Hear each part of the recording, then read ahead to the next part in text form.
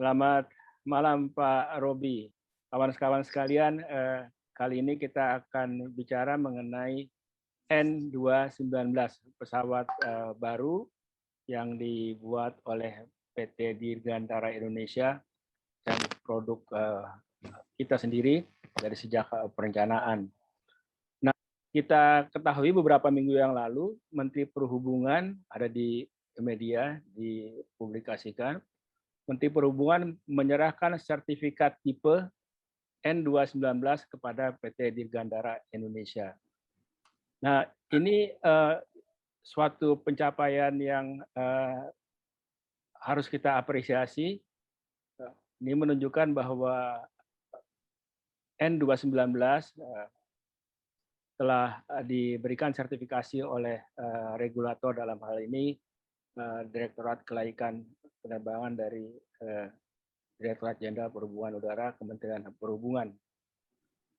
Pak Robi, kita ingin tahu apa itu sertifikasi dan apa signifikansinya dari sertifikasi. Karena kita dengar dari media bahwa proses dari sertifikasinya ini cukup panjang dan melalui beberapa tahapan uji, baik secara dengan meeting maupun juga uji ke lapangan, bahkan sampai tes terbang dan lain-lain. Itu yang kita ingin tahu, Pak Robi, dan terima kasih waktunya, Pak. Baik, Pak Wendy, selamat malam semuanya. Sebelum ke sana mungkin saya jelasin sedikit ya Pak, apa sih 219 itu gitu kan? Iya, betul. Kita bicara N219 itu, N itu adalah Nusantara, terus kemudian itu 2 itu karena pesawat ini menggunakan 2 engine. 2 mesin ya. Itu merupakan jumlah penumpang yang bisa diangkut oleh N219 itu sendiri itu kan. Jadi kenapa kita mungkin dari PTDI kenapa mereka mendesain seperti ini, karena menurut riset yang mereka lakukan bahwa pesawat ini dapat menjangkau daerah-daerah terpencil, kemudian dapat digunakan untuk angkutan perintis yang nantinya masih banyak diterbangin di daerah-daerah timur terutama.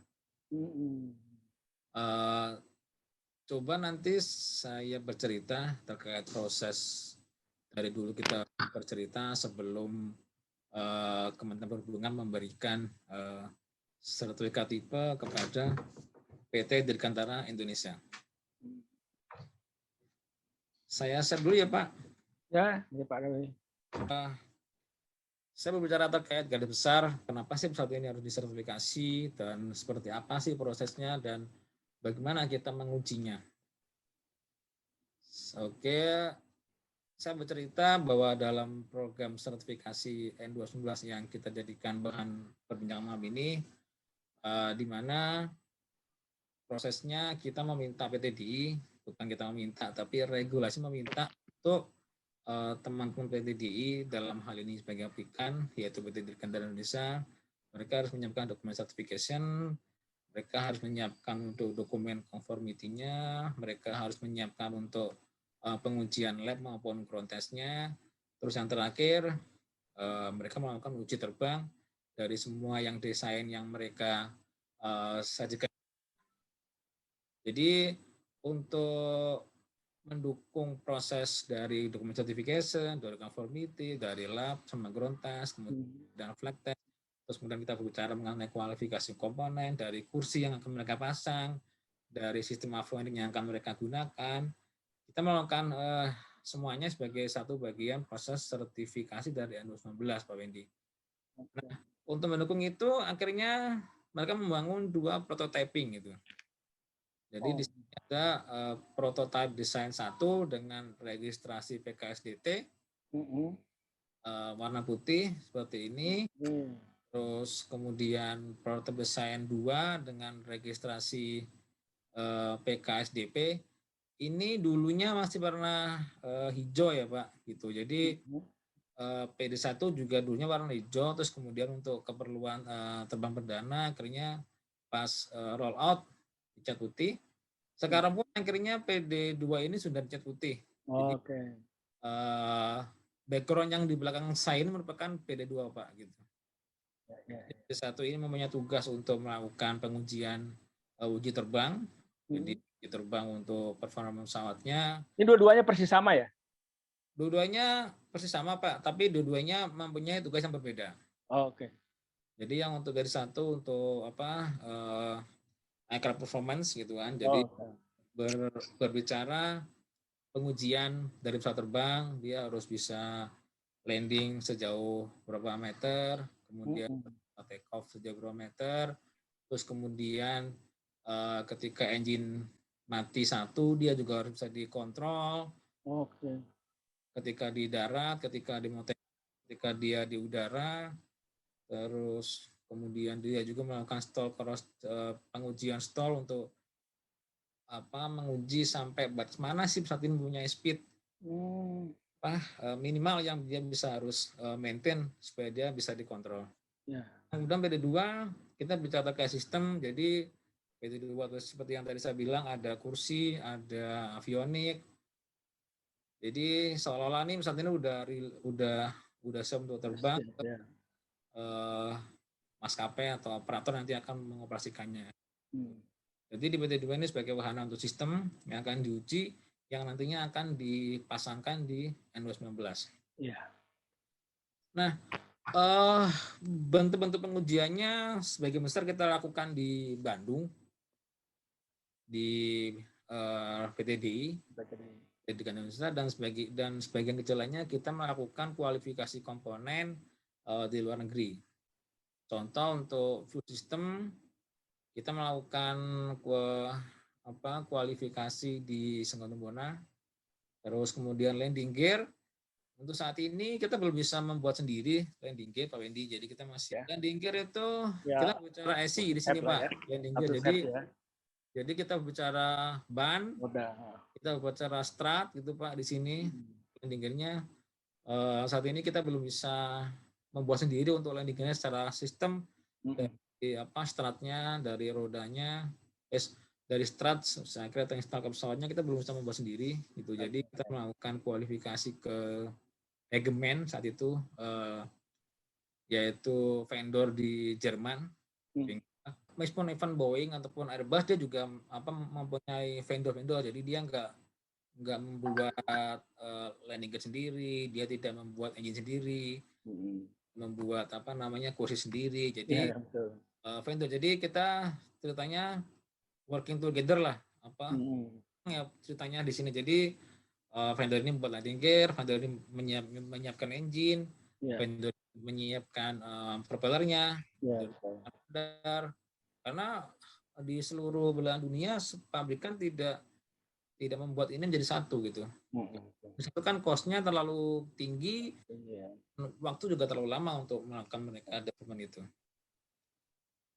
Itu dari sisi sertifikasi. Jadi poinnya kenapa kita belum bisa TKDN ya, kandungan dalam negeri. Fully 100% ya, karena semua berbicara terkait vendor gitu. Jadi ada beberapa yang mungkin belum bisa kita penuhi sehingga kita harus melakukan kualifikasi di luar. Engine itu merupakan investasi yang tinggi yang untuk saat ini mungkin kita belum bisa melakukan investasi untuk berdesain ataupun nanti merancang engine sendiri gitu kan. Karena ini merupakan high cost, terus kita juga ada lokasi sama tempat untuk pengujiannya pun dengan propeller. Sehingga dua hal itu ada bantuan luar negeri yang menyediakan. Nah, kalau kita berbicara terkait produk di engine, propeller, sama pesawat terbang itu merupakan produk yang masing-masing mempunyai sertifikat tipe. Jadi ini semua adalah proses untuk 2019 memperoleh sertifikat tipe. Jadi dari document certification kita minta PTDI untuk melengkapi apa, bukan kita. Langsung minta PTDI untuk melengkapi seperti apa, terus conformity yang menjelaskan bahwa dari hulu sampai ke hilir, dari desain gambar itu didesain, dibuat, dan dipasang adalah sama. Jadi sebelum melakukan pengujian, kita lakukan adalah melakukan conformity terhadap bentuk desain yang digambar, terus kemudian barang yang dibuat dan barang yang dipasang.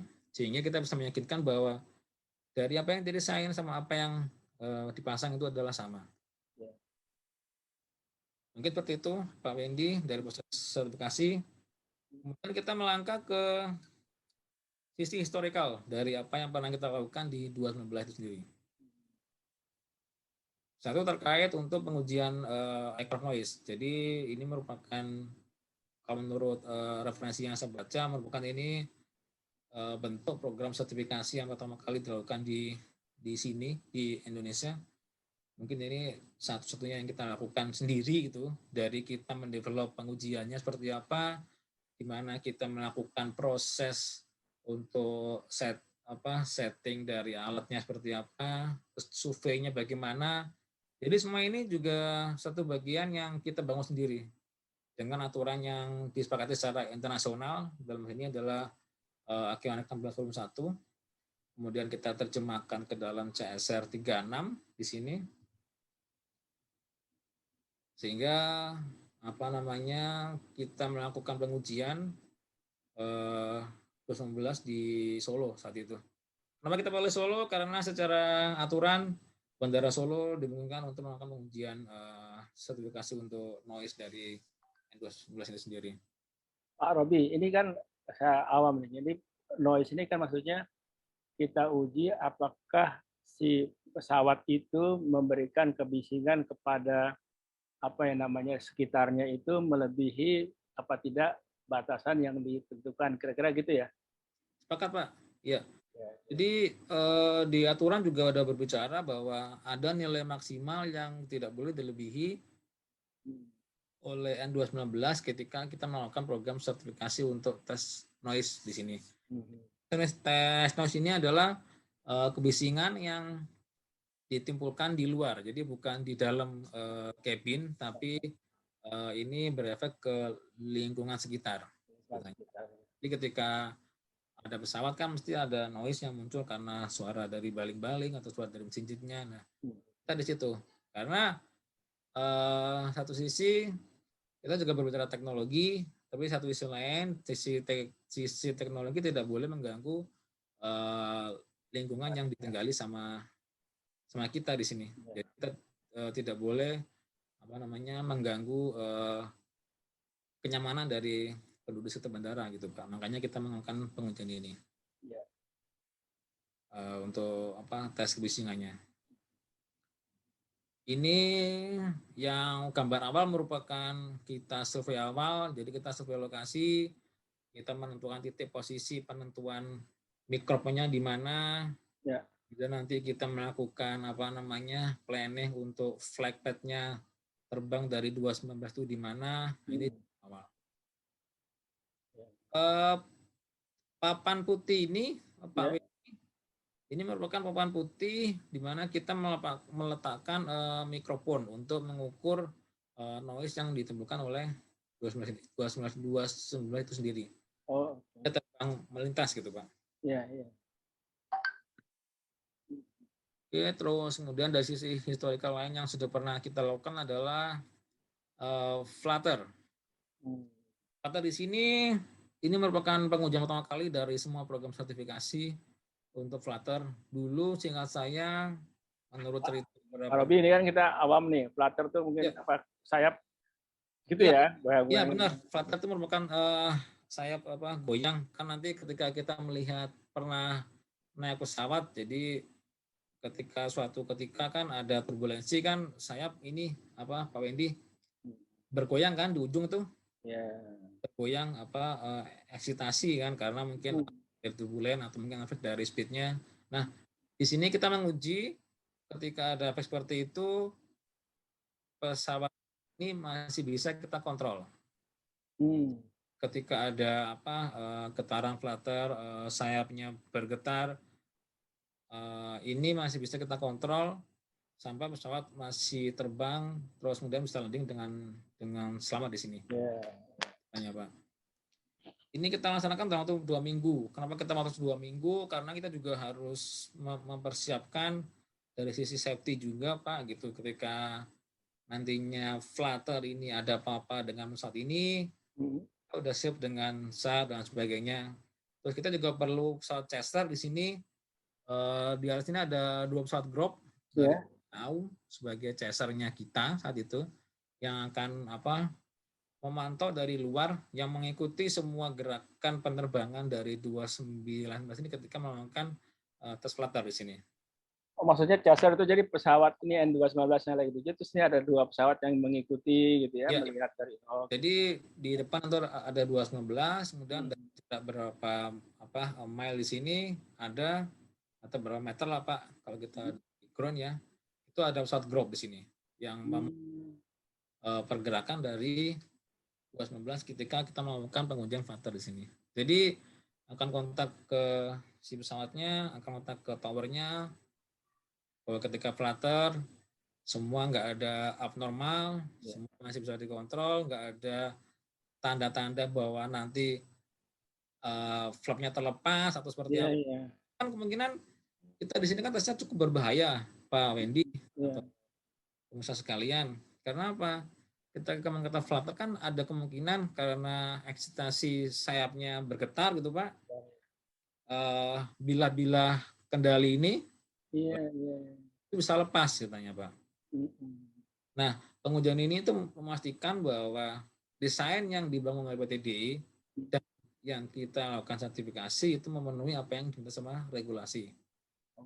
Jadi ketika flutter terjadi, ketika flutter dikarenakan karena turbulen atau apa, ini bisa terkontrol dan flapnya masih tetap terpasang di di wingnya dan nggak lepas. Seperti itu untuk flutternya. Terus kemudian mungkin saya akan bercerita terkait untuk beberapa video yang pernah kita lakukan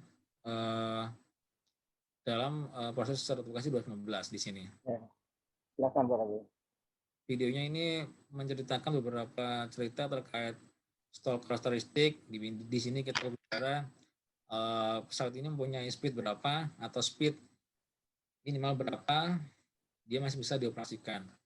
Terus kemudian kita berbicara terkait demo effect. Di sini demo effect ini kita berbicara demo evacuation. Jadi dalam pesawat N219 ini terdapat 19 penumpang. In case ada apa-apa, ada emergency landing atau mungkin ada engine fire atau apapun itu, semua penumpang harus bisa keluar dalam waktu 90 detik. 90 detik dengan dari 4 pintu darurat yang ada hanya boleh dibuka 2 pintu aja. Jadi dalam waktu 90 detik semua harus keluar. Skenario terjeleknya demikian ya. Skenario terjelek itu Pak. Jadi kita melakukan sebelum itu kita melakukan interview Pak terhadap calon penumpang gitu ya Pak. Istilahnya gini ya. Jadi kita melakukan 2 batch di sini. Jadi kita melakukan interview terhadap calon-calon penumpang yang akan melakukan demo effect di sini. Kita cerita, kita interview, background-nya apa, satu, terus kedua pernah pesawat atau mungkin jarang pesawat, atau dia belum pernah melihat 219 ini seperti apa. Jadi orang ini nggak punya ini, Pak Wendy atau teman yang lain bayangan bahwa nanti dia akan naik seperti apa gitu ceritanya. Ini orang awam lah harapan ini. Orang awam Pak. Jadi orang awam yang baru pertama kali naik 219 misalnya. Janganlah apapun itu ya. Mungkin pertama kali naik 219 itu seperti apa. Jadi dan dia langsung dihadapkan terhadap emergency situation gitu. Nah, nanti kan akhirnya berefek ke orang ini mikir nih ketika ada apa-apa saya harus lewat mana, saya harus gitu. Nah, alhamdulillah semua tesnya udah pass gitu kan, udah lulus dalam proses sertifikasi dalam waktu kurang dari 90 detik semua udah terevakuasi. Terus kemudian kita ada berbicara terkait negatif G di sini. Negatif G di sini kita berbicara bahwa ketika pesawat itu melakukan manuver apapun dalam koridor pesawat sipil, engine tidak boleh mati, pesawat tidak boleh berhenti, maksudnya tidak boleh terjadi flame out dalam hal ini gitu. Nah, nanti coba akan kita Apa tunjukkan nih Pak maksudnya negatif G ini dalam keadaan apa pesawat misalnya ada kemungkinan mengalami negatif G? negatif G mungkin suatu ketika dia mengalami turbulensi gitu. Oke. Harus melakukan manuver tertentu untuk menghindari turbulensi atau mungkin perlu melakukan manuver untuk apa namanya menghindari obstacle dan sebagainya gitu. Ya. Jadi pada suatu misalnya turbulensi yang berat, dia ada suatu keadaan yang katakanlah agak ekstrim, menyebabkan dia kehilangan apa ya, daya angkat sehingga Angkat terus kemudian dia juga harus bisa bermanuver. Poinnya adalah ketika mereka melakukan si pilot atau pesawat ini menghadapi beberapa emergency situation, ini masih bisa terkontrol, masih bisa terkontrol. mesin nggak boleh mati gitu ya? Dia nggak boleh mati ceritanya. Okay. Jadi fuel sistemnya harus bisa mensuplai engine sehingga engine tetap harus nyala di sini. Nah, nanti kita bisa lihat ketika di luar seperti apa dan nanti di dalam pesawat seperti apa yang dirasakan oleh kru nantinya. Jadi kita akan bisa melihat negatif G itu orang terangkat ke atas atau istilahnya kita melihat kora-kora di Dufan. Oh iya. Dufan Pak. Jadi kora-kora gini kan, itu kan terangkat tuh Pak dari naik turun. Nah, seperti itu. Itu betul kita rasa negatif G di situ ya. Okay. Tapi ini di udara Pak gitu. Melayang. Yang orang melayang gitu. Terus kemudian kita berbicara juga terkait terbang malam yang dilakukan oleh tim dari Kementerian Perhubungan dalam hal ini dengan teman-teman dari PTDI. Terus kemudian kita juga akan bercerita terkait proses yang sudah pernah kita lakukan untuk sertifikasi dari 2019. Pak Robi sedikit balik ke atas, itu yang stall karakteristik, enggak yang tadi itu. Di stall karakteristik tadi belum sempat dijelasin, barangkali untuk kita yang awam, stall karakteristik itu apa tuh? Jadi stall karakteristik ini kita berbicara terkait performa dari pesawatnya Pak. Jadi ini untuk menentukan speed dari pesawatnya, dia itu minimal harus berapa gitu. Kalau kurang dari itu pesawat akan stall, kehilangan gaya angkat. Pak gitu. Jadi karena kan kalau kita berbicara terkait desain pesawat kan kita hanya berbicara masalah speed Pak. Speed nanti kita berbicara terkait gaya angkat gitu. Karena speed kan akhirnya menghasilkan gaya angkat. Ya, jadi kita speed berapa yang bisa menghasilkan gaya angkat. Jadi kita berbicara kita berapa nih, kita harus menjaga speed berapa minimal pesawat masih bisa terbang gitu. Nah, itu untuk stall karakteristik. Karena kita juga berbicara juga terkait sudut terbangnya. Karena pesawat udara kan ini semua bermain di fluida udara yang kita nggak bisa melihat fluidanya Pak. Bisa merasakan udaranya di sini gitu Pak ceritanya. Jadi kita berbicara terkait dunia imajiner ya di sini. Tapi kita bisa merasakan seperti apa sih nantilah ketika speed, kemudian nanti kita terkait gaya angkat, terkait nanti bentuk sayap yang gabungan dari semua itu yang akan bisa menghasilkan pesawat terbang. Ya, makanya stall itu stall karakteristik kita akan melihat batasan mana sehingga si pesawat itu tidak kehilangan daya angkat, kira-kira gitulah ya. Iya Pak, itu karena oleh kecepatan dan juga sudut ya. Iya. Oke. Oke. Ini saya coba ceritakan atau mungkin kita bisa melihat sama-sama terkait video yang mereka uji. Iya Pak. Pak. Oke. Ini ya Pak. Ya. Jadi kita di sini menjelaskan terkait untuk stall karakteristik. Jadi pesawat ini terbang dengan sudut tertentu. Tertentu di sini Pak. Jadi nanti kita bisa tahu bahwa speed minimal yang harus diperoleh atau yang harus di-maintain atau dijaga untuk supaya terbang terkontrol atau bisa dikontrol dari pesawatnya kita di sini Pak. Gitu. Jadi kita melakukan tes uji di ketinggian di atas 10.000 gitu Pak di sini. 10.000 kaki. Ya, jadi nanti kita sampai speed tertentu dan sudut tertentu. Terus akhirnya sampai kita setting speed minimal hingga pesawat itu kehilangan gaya angkat, Pak. Nah, di situ bisa pilot melakukan recovery lagi gitu kan di situ. Tadi kan lah ini kan turun nih. Nah, ini udah mulai kehilangan gaya angkat, Pak, gitu di sini. Wow. Nah, jadi suaranya terdengar nggak, Pak, ini, Pak? Nggak terdengar ya, Pak ya? Suaranya nggak terdengar. Terdengar. Nah, ini, Pak. Jadi ini tertentu yang minimal dengan sudah tertentu dengan konfigurasi fuel yang nggak imbang antara kiri dan kanan gitu, Pak. Oh, oke. Iya, ini jadi worst case skenario-nya seperti ini. Jadi mungkin fuelnya itu sudah habis salah satu, ya harus take off dengan sudah tertentu, dengan speed tertentu gitu kan. Nah, ini udah mulai ceritanya di sini. Nah, dia melakukan recovery lagi, dia naik lagi ke atas gitu, Pak. Jadi kenapa kita melakukan di ketinggian tertentu? Karena supaya flight crew mempunyai apa namanya ruang untuk dikoreksi ketika terjadi seperti ini gitu, Pak. Jadi turun lagi jatuh gitu kan gitu. Jadi dia punya space yang cukup untuk melakukan recovery nanti, Pak, ketika install di sini, Pak. Jadi misalnya pesawat ini terus kehilangan, dibuat ya kondisi kehilangan gaya angkat, dia turun seolah-olah mau jatuh, terus dicek apakah dia bisa recovery gitu ya? Harus, Pak, gitu ceritanya. Harus bisa recovery.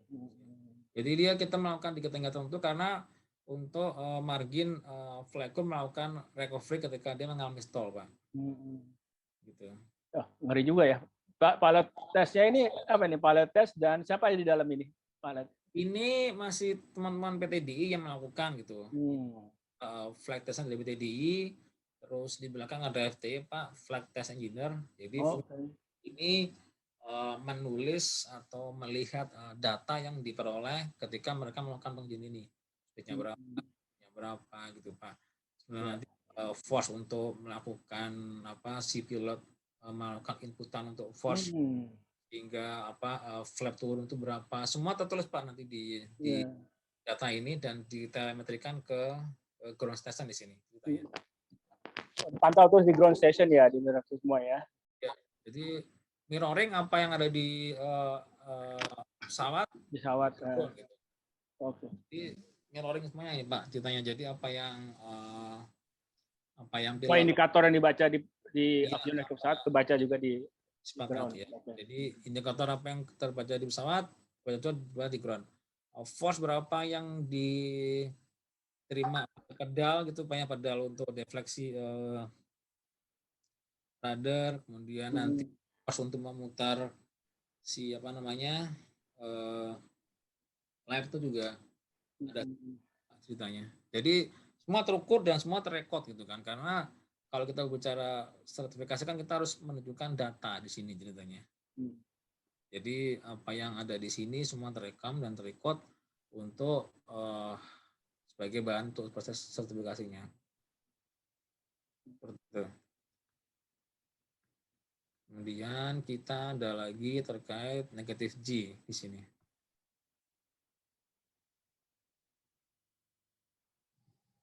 Negatif G.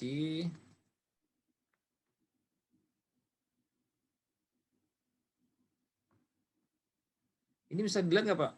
Bisa. Bisa ya, Pak? Ya. Bisa ya? Bisa. Oke. Jadi ini di awal kita mengingat negatif acceleration gitu.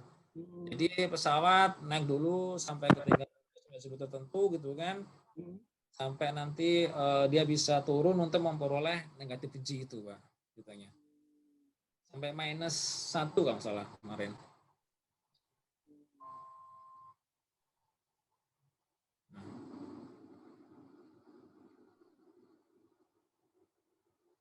Ini diangkat lagi untuk memperoleh sudut dive gitu, untuk memperoleh sudut gaya angkat.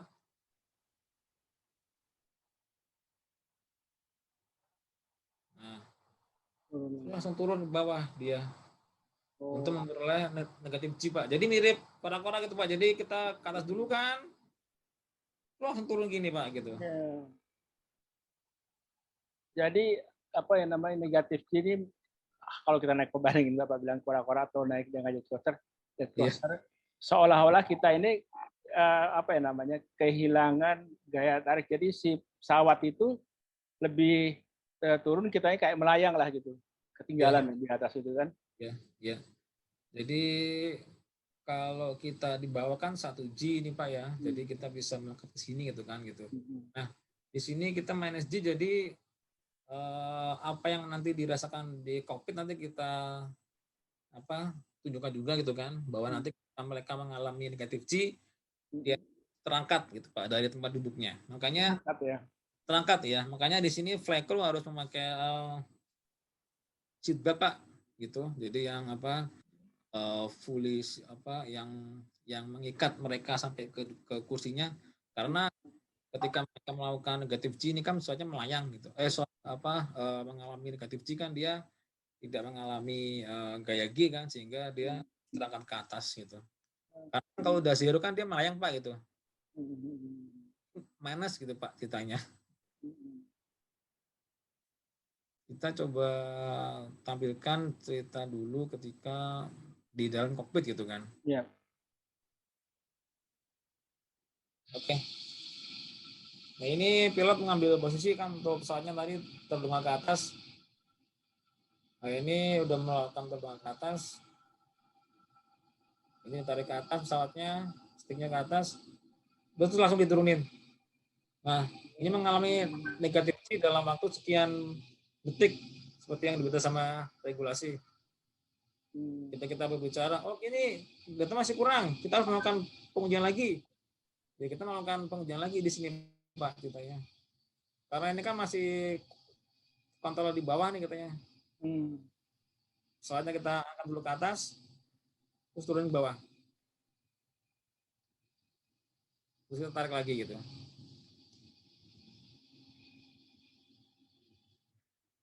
Nah, jadi di sini kita bercerita, sebentar. Ini kan ditarik ke atas, Pak, sticknya. Kita tarik ke atas ya. Ya, Naik dulu ya. tarik ke atas, ya. Nah, tarik ke atas kan ini Ya. sudah di posisi tertentu, Ya. langsung diturunkan pesawatnya. Langsung diturunkan. Ya. Ini ke depan. Ya. Lihat aja tuh apa kertas bertebaran tuh. Ya, semua melayang itu kan. Melayang. Oh.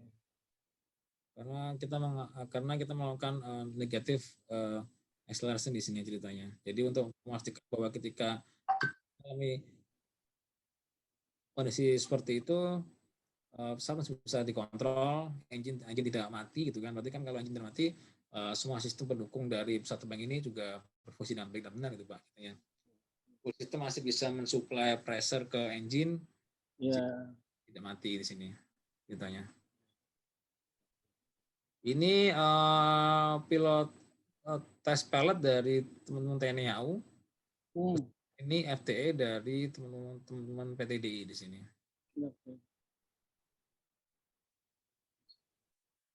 Terus kemudian kita bercerita terkait untuk naik flight. Ini bisa dilihat, Pak? Ya, bisa dilihat. Oke. Ya, jadi ini proses persiapan kita untuk terbang malam di sini. Jadi di sini adalah di on board. Ini kru dari Kementerian Perhubungan. Ya. Kita melakukan berdoa di sini. Kemudian kita melakukan walking around gitu kan dari pesawat ini sebelum kita on board.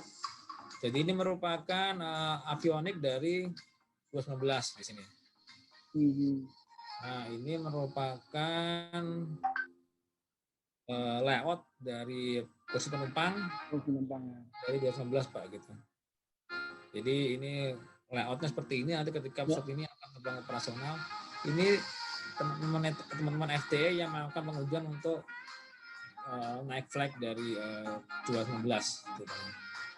Jadi ini adalah kru kita adalah kru dari Kementerian Perhubungan, kru dari teman-teman PTDI. Oh, bersama nih dari PTDI dan dari perhubungan nih. Ya, jadi On board. karena ada satu proses sebelum digeser on board, kalau kita memang istilahkan gitu ya Pak di sini, itu harus melakukan proses-proses tertentu. Kita harus meyakinkan dari teman kita bahwa pesawat ini sudah sesuai dengan desainnya, biasanya sudah sesuai dengan apa yang kita regulasi, baru kita terbang.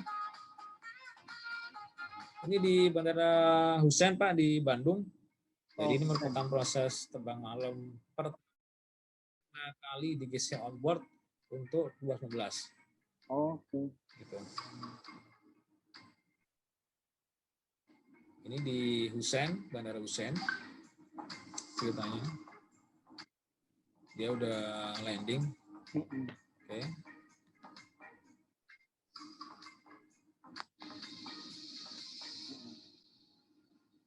Sampai berhenti. Ya, ini di Hussein Pak ceritanya. Hussein, karena ya? ini juga bagian dari proses bahwa apa namanya view pilot terhadap instrumen, terus bukan terhadap kondisi luar, itu tidak mengganggu dari flight crew secara visibility ya Pak. Jadi dia masih bisa melihat instrumen satu, terus dia juga bisa melihat luarnya seperti apa gitu di sini. Nah ini Aventure dari 2019 menggunakan Garmin G1000 G1000. Ini FTE dari teman-teman PTDI dan DGCA di sini. Oke. Kita Pak dari Kementerian Perhubungan FTE-nya. FTE-nya itu Flight Test Engineer ya, FTE. Iya, FTE-nya adalah Flight Test Engineer. Ini merupakan tim dari Kementerian Perhubungan. Ini ya, pilot kita sama dari FTE kita Pak kitanya. Berbicara terkait FTE dan tes pilot, mereka juga harus sekolah di suatu lembaga tertentu gitu kan, di mana lembaga tertentu itu mengembangkan sertifikat bahwa FTE dan tes pilot ini sudah memenuhi persyaratan untuk sebagai FTE maupun tes pilot di sini. Oh, saya dengar itu sangat khusus ya Pak ya, tes pilot dan flight test engineer ini. Ya, karena sangat langka di Indonesia ya.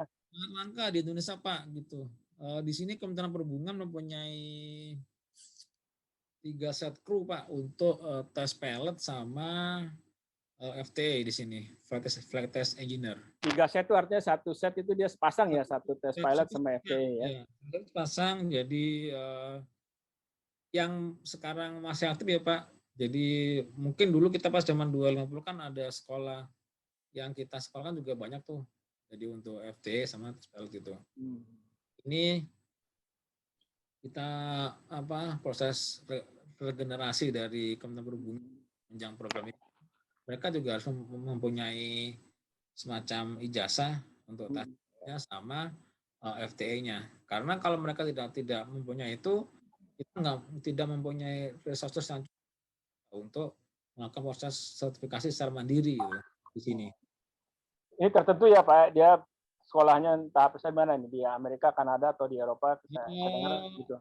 Mereka beliau berdua ini sekolah di ITPS Kanada Pak, International Test Pilot School gitu. Jadi mereka ada kurikulumnya, terus kemudian nanti mereka harus melakukan seperti apa, mereka harus bikin report ujian dan sebagainya lah sebagai seorang tes pilot dan sebagai seorang FTE Pak. Ini luar biasa, ini aset kita ya, maksudnya aset Indonesia, karena saya dengar biayanya cukup mahal juga.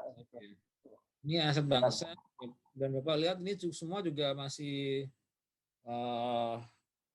generasi muda lah Pak, kalau kita masih muda ya. Karena ya ini semua proses regenerasi gitu kan. Kita bisa melakukan proses sertifikasi. Sekedar ini Pak Robi ini, kalau saya nggak salah, Pak Robi sendiri dari dulu graduate dari mana? Saya dulu dari ITB dulu Pak, Teknik Penerbangan. Teknik Penerbangan. Terus yang FTH kita siapa nih? Yang kita ada Pak Andreas Palo ini yang menggunakan overall oranye. Oke. Ini ada Pak Suri yang menggunakan baju batik gitu Pak, itu kita. Terus tes pilot kita ada Pak Medi yang menggunakan overall orangnya. Tuh di sini juga ada Kasubdit kita ini Pak yang support kita selama proses sertifikasi ini ceritanya. Ini rata-rata apa ya dulu? Kalau yang FTE rata-rata jurusannya apa? Mesin atau mesin penerbangan? Kebetulan 2 FTE kita ini dari teknik penerbangan semua Pak gitu. Meskipun berbeda alma mater ya, tapi dari teknik penerbangan. Tes pilot kita dari teknik mesin UGM kalau saya nggak salah. Oh dia S1 dulu, setelah itu baru jadi Pak. Iya, S1 dulu, kemudian kita sekolah, maksudnya bukan kita, maksudnya S1 dulu kan masuk dulu tentang berhubungan, kemudian kita ada program tes pilot, sekolahkan dulu di sekolah penerbang itu kan gitu, terus kemudian mendapatkan license, terus menambah jam terbang untuk pesawat komersial, kemudian nanti persiapan untuk tes pilot Pak. Jadi dulu kalau saya nggak salah ceritanya ini mereka juga dikenalkan dengan sedikit akrobatik sebelum sekolah tes pilot Pak. Oh gitu. Iya Pak, jadi ya mereka nggak kaget sih ya. Tes pilotnya karena mereka harus melakukan pengujian batas-batas pesawat minimal gitu kan ceritanya. Jadi kalau kita berbicara pesawat kan itu ada envelope gitu Pak ceritanya. Ada flag envelope lah gitu. Ada envelope dari pesawat itu. Jadi mereka melakukan pengujian di garis-garis itu nantinya. Kalau kita berbicara terkait flag envelope dari pesawat terbang ini. Jadi mereka berbicara di batas minimal pesawat ini terbang gitu. Tadi seperti stall gitu kan. Nanti mereka juga mengalami stall, mereka juga mengalami spin gitu. Jadi misalnya diputar Pak. Jadi saya salah itu ada selain pinter juga harus berani dan punya apa namanya itu jiwa yang menyatu betul dengan ini ya passionnya lah bukan. Ya. Kita dulu dari Universitas Suradharma ini dari satu ini Pak Aswa dari ITB juga teknik penerbangan gitu. Jadi mereka sepakat kan karena mereka harus bisa ini sih harus bisa blending lah satu sama lainnya. Jadi bisa seperti pasang itu. Iya, pasang jadi mereka harus mengerti behavior ketika terbang seperti apa gitu Pak. Dari set ini nanti kan dari pilot maupun tes pilotnya gitu. Dulu kita juga mempunyai tes pilot Pak, tapi lulusan dari NTPS gitu kan. NTPS National Test Pilot gitu kan. Dari Amerika gitu kan. Pas ketika kita melakukan program sertifikasi untuk N250 gitu. Jadi dari PTDI sama dari Kementerian Perhubungan saat itu. Jadi sama juga ceritanya karena ketika kita melakukan proses sertifikasi untuk memastikan atau untuk memvalidasi dari apa yang mereka dari PTDI lakukan, kita juga harus melakukan pengujian sendiri gitu untuk memastikan bahwa apa yang mereka lakukan, apa yang mereka uji itu sama dengan apa yang nanti kita validasi Pak gitu ya. Terus kemudian kita terkait demo efek ya Pak ini. Gimana?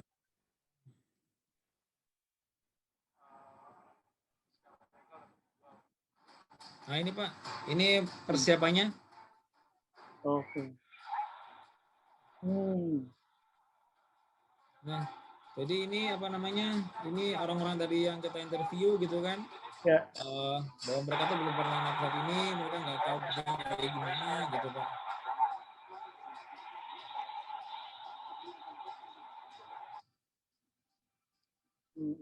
Nah, ini dilakukan pas saat gelap.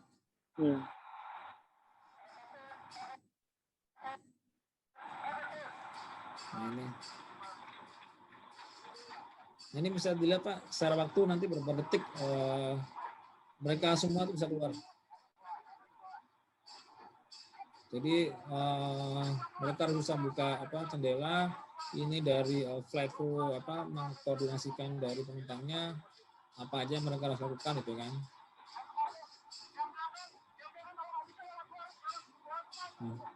Nah, jadi bisa terbayang nanti ketika apa ketika pesawat ini terjadi keadaan emergensi gitu. Ini semua gelap ini Pak ceritanya. Jadi kita nggak bisa melihat apa di situ gitu ceritanya. Ini dalam hitungan detik ini Pak. Ini kamera infrared lah. Nah di ujung ini untuk timernya berapa menit sih? Berapa detik? 1 menit 3 detik Pak.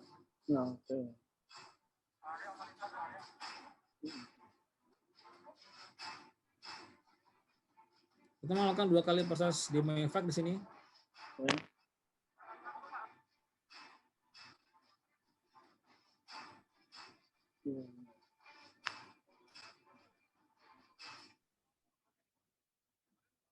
Ya.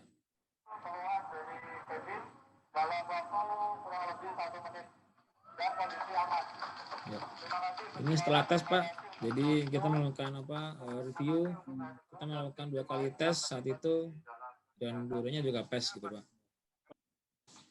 Jadi ini merupakan proses dari awal sampai akhir terkait gimana kita mensertifikasi 219 Pak Wendy dan teman-teman sekalian.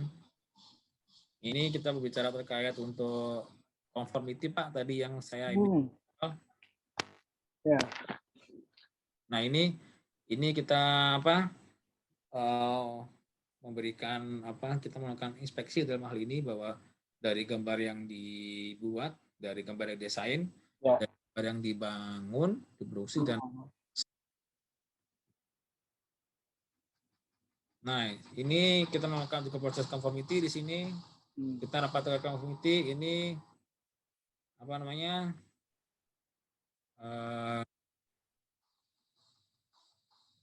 nah ini dia juga meriksa ini proses untuk digesa on board Pak dalam hal ini. Jadi terbang maksudnya ketika kita di fase digesa on board atau fase di mana authority udah mulai on board pesawat yang akan disertifikasi, yaitu sudah merupakan final phase lah dari proses sertifikasi dalam hal ini. Jadi kita melakukan proses validasi apa yang teman-teman PTDI lakukan gitu. Jadi kita melakukan retest kembali dari apa yang dulu teman-teman PTDI lakukan gitu. Ini FTA kita Pak Nyamanoka. Pak Oka. Ya, ini Pak Oka Pak. Beliau memeriksa dari kondisi pesawatnya seperti apa gitu kan. Ini Pak Oka juga ini ya dari mesin penerbangan dan kemudian dididik sebagai test engineer yang test engineer gitu. Ya ini merupakan aset bangsa sih tadi dari kalau tadi kan generasi muda ya Pak, generasi terus lah gitu kan. Ini teman-teman dari generasi zaman dulu gitu kan, dari tahun 95 yang mungkin saya mungkin artinya masih sekolah SMP ya, ketika kita melihat terbang ya Pak saat itu ya. Kalau Pak Oka udah ikut di N250 ini. Beliau sudah ikut. Beliau juga udah sekolah saat itu kan ceritanya untuk FTA Pak gitu, untuk persiapan dari 250 sendiri. Karena authority harus punya FTA sama tes pilot untuk melakukan verifikasi dari apa yang PTDI lakukan itu Pak ceritanya. Nah, kita di sini melakukan inspeksi. Ini merupakan PD2 Pak. Nah ini PD2 yang tadi warna hijau Pak. Iya. Itu warna hijau. Iya. Udah cat putih gitu kan. Ini registrasi pakai SDP. PD2 yang tadi Bapak bilang untuk tes sistem itu ya? Sepakat Pak. Iya, ini nanti yang atas sistem yang tadi pas ketika video terbang malam itu ada kursinya gitu Pak, lengkap, belas. Terus ada display untuk terbang malam. Ini Pak dari luar penampakannya. Nah ini kita melakukan verifikasi pembuatan windshield Pak. Gitu. Kaca itu ya? Windshield kaca ya Pak. Nah nanti kalau Bapak lihat di sini, Nah, ini kan ada ini Pak, ada mirroring ya Pak ya ini ya. Mirroring dari apa yang dipesan sama yang ditawar gitu Pak. Oh. Ini Pak.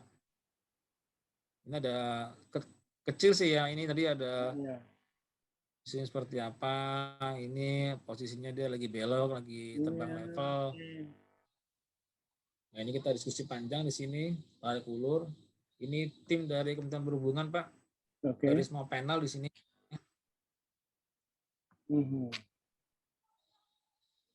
Nah, ini merupakan salah satu sejarah di mana Kementerian Perhubungan menyerahkan type certificate 2019 kepada Dirut PT TI di sini.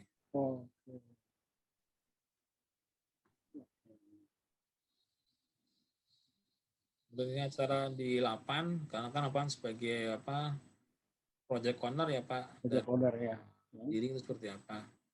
Nah ini kita apa ada semacam seremoni dari Lapan terkait project ini selesai.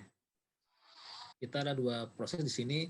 Satu kita membangun pesawat under TC. Jadi di under TC ini kita dari Kementerian Perhubungan di GCA masih memastikan semua prosesnya itu kita masih mengawasi Pak. Gitu.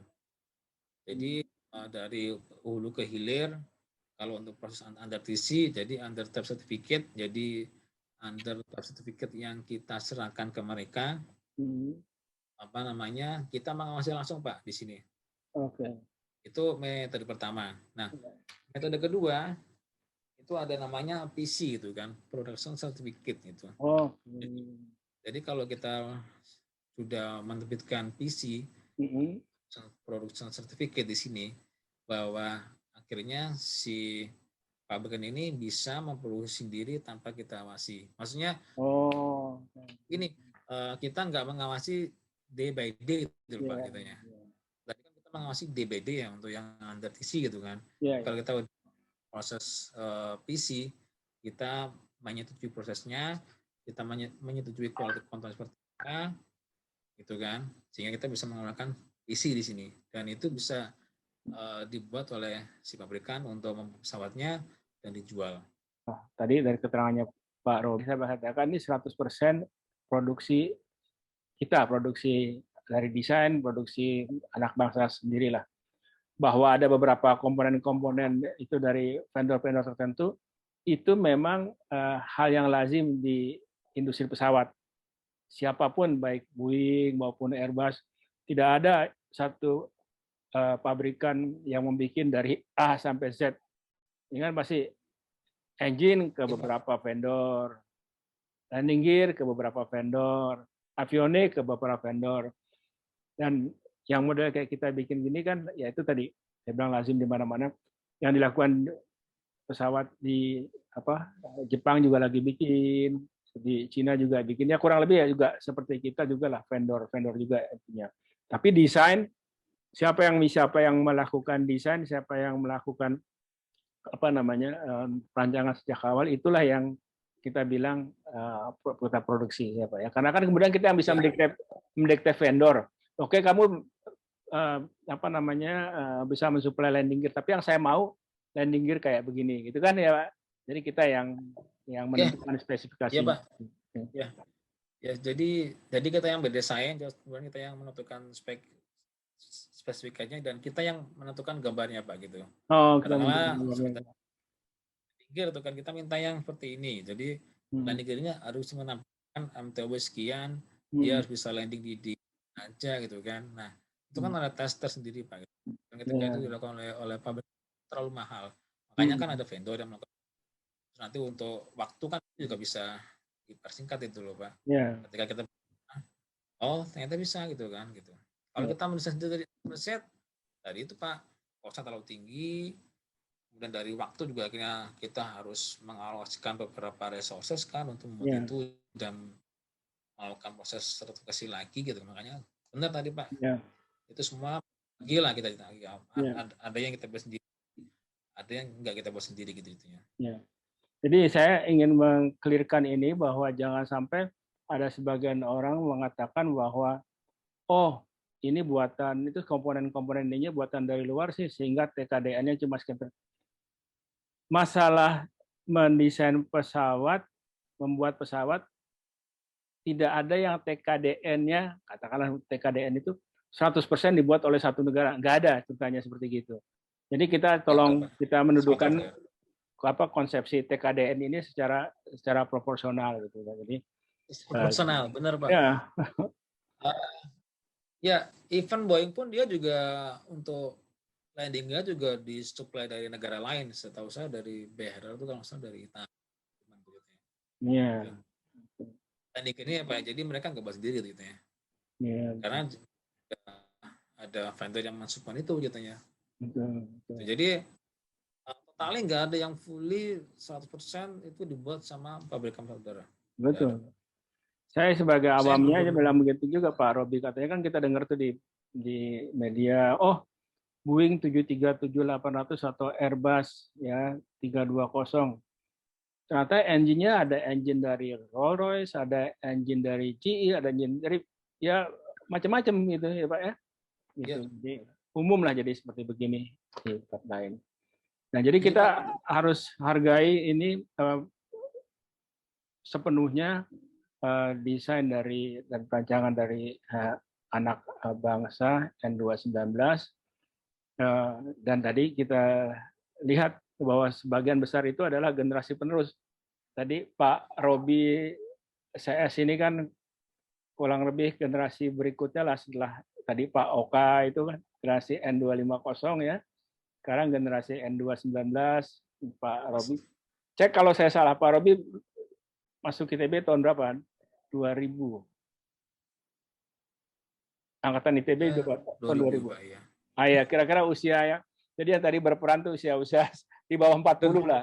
Di bawah 40 gitu kan. Jadi kita apa ya namanya cukup senang lah. Jadi yang generasi mungkin generasi Pak Oka bisa agak lega ngelihat ada generasi penerus nih yang apa namanya bisa meneruskan tongkat estafet. Tapi tentunya harus didukung, harus diapresiasi dan harus di apa namanya juga diberi ruang untuk mereka menggali pengalaman seperti itu dan membuktikan kemampuan. Kalau bukan kemudian nanti jangan sampai kita udah bikin, kita apa tapi terus ya di dalam negeri sendiri apa nggak mau beli gitu. Jangan sampai sedemikian ya. Iya Pak, maksudnya kita juga apa karena masih semangat muda ya Pak, jadi mungkin kita juga pengen membangun negeri lah gitu. Maksudnya kita membangun negeri dengan seperti ini gitu. Maksudnya kita coba mendesain pesawat terbang yang dibutuhkan oleh kita sendiri gitu. Jadi kita mendesain pesawat terbang seperti ini, kita melakukan proses sertifikasi bahwa pesawat ini layak untuk diterbangkan dan sesuai dengan regulasi dari kita sendiri maupun dari internasional gitu Pak. Ya. Jadi ya ini maksudnya ini suatu kebanggaan juga bagi kita gitu kan yang dulu masih anak-anak SMP gitu kan melihat 250 akhirnya sekarang kita menjadi bagian sejarah gitu Pak ya. Dari sejarah 219 akhirnya gitu kan dan ya ini akhirnya jadi satu langkah kita apa yang kita bangun ini gitu Pak berhenti di sini jadi masih ada tahapan lain untuk kita berbicara terkait industrialisasi gitu kan. Ada tahapan lain kita berbicara komersialisasi saat ini gitu. Maksudnya jangan sampai berhenti di titik ini selesai proses TC, tapi kita tidak berbicara lagi untuk proses komersialisasi dan industrialisasinya. Iya, betul Pak Robi. Jadi kita sebenarnya kalau mau maju bangsa ini kita harus berbagi tugas. Pak Robi, CS, teman-temannya engineer tadi udah apa namanya mempunyai kemampuan, mempunyai keahlian, juga mempunyai keberanian tadi saya bilang sampai ikut di tes segala macam manuver itu kan perlu guts tersendiri. Nah, dan tim di PTDI, 8 dan lain-lain saya kira banyak sekali yang terlibat baik langsung maupun tidak langsung. Berikutnya tadi Pak Robi bilang komersialisasinya. Nah, komersialisasinya ini mesti kita dukung sama-sama. Karena tipenya 219 yang tadi sejak awal kita harapkan cocok dengan di Indonesia, dan juga bayangan saya juga harganya mungkin juga nggak terlalu mahal. mampulah pemerintah daerah itu membeli ini gitu kan. Seharusnya kita dukung dengan itu, baik mungkin pemerintah pusat maupun pemerintah daerah ya menggunakan ini gitu.